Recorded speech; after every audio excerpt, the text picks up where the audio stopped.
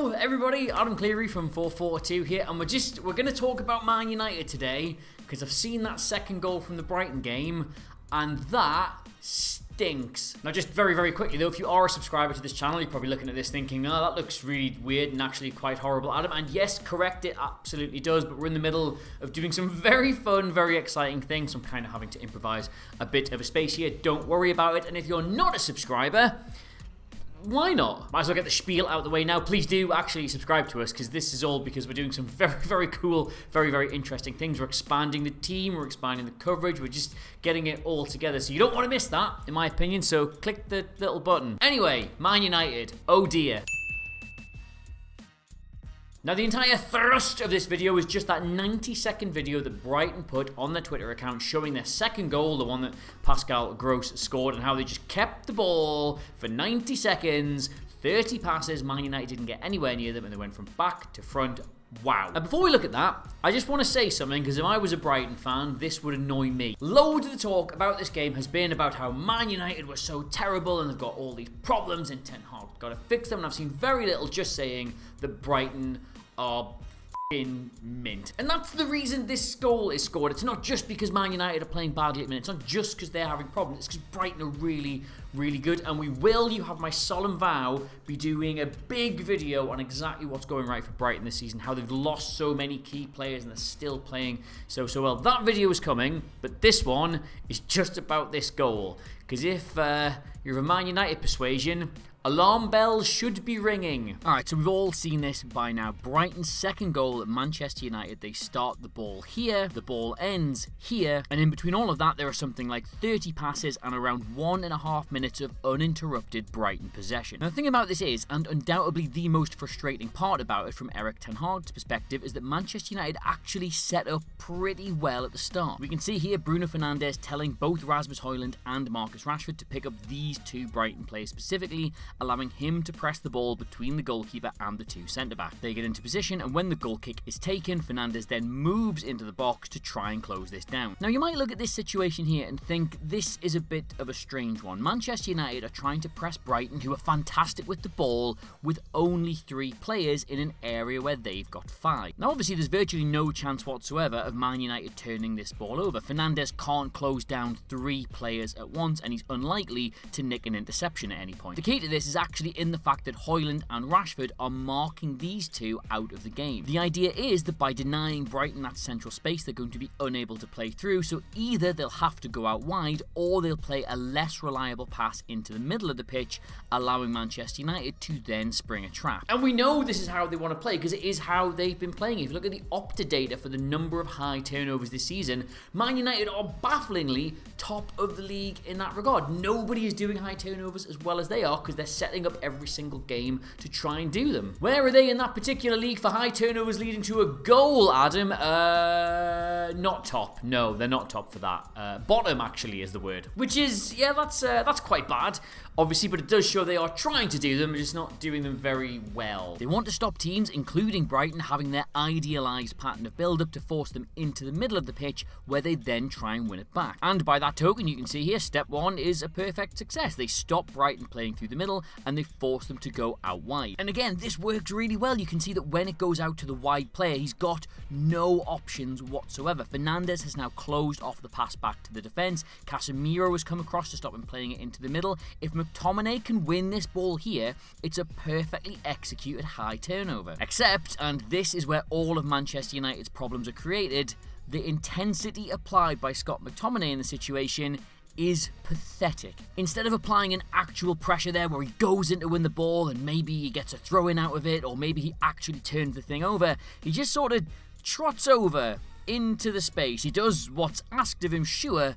but he doesn't do it at all well. And if anything, he actually shows him into the one area of the pitch he can't let him go. Tomine is positioned as if he's expecting him to go back, but in the process just shows him the one open place on the pitch, and he dutifully just runs into it. And again, this is why we talk about intensity, and this is why we talk about applying yourself, because McTominay now does not apply the sprint required to recover this situation. He just jogs back. Now Brighton end up in this situation here, which they obviously weren't expecting to be in, and there's not really a dangerous option on. Now if there was, Manchester United are now caught up the pitch, they've left all this room behind the defenders, they would be in major trouble, but Brighton instead elect to just retain possession for now. Danny Welbeck really wants the ball here, but Brighton aren't really set in the final third, so Mitoma instead elects to go back, and Brighton start all over again. But again, here's another problem. The ball is about to come in to Pascal Gross, and Manchester United, while not having him particularly well locked down, do have players around him, and this is the area of the pitch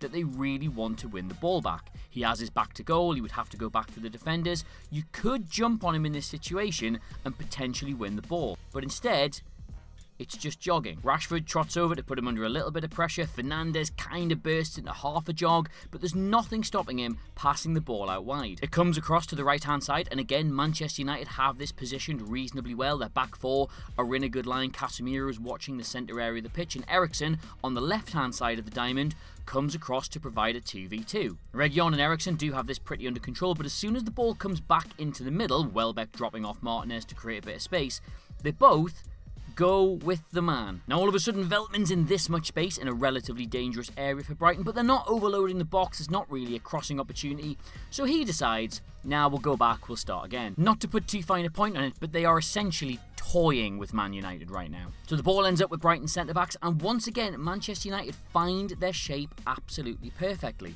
The two centre-forwards are in position to press, and the midfield diamond just behind them is ready to leap on any players in the line behind who receive the ball.